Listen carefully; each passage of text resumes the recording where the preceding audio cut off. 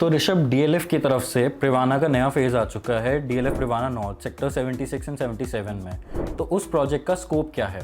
DLF अगर खाली plot भी बेच देगा ना, कुछ नहीं बनाएगा, उसकी प्रॉपर्टी अप्रिसिएशन हो जाएगी, आप टेंशन मत लेना।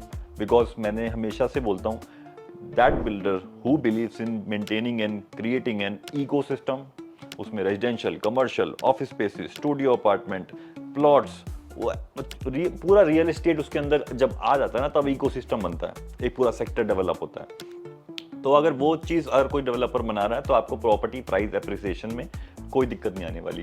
But yes, at the starting of point DLF क्या करता है कि नॉर्थ प्रिवाना की बात करूं तो जो प्राइस था जस्टिफाइड नहीं था, डाइजेस्टेबल नहीं था। तो DLF had taken advantage of the brand name की एडवांटेज तो उन्होंने ली है कि जो प्राइस हम उसके थोड़े बहुत कम कर सकते, 20-30% मार्जिन था कि हम कम कर सकते थे, बट उन्होंने नहीं किया।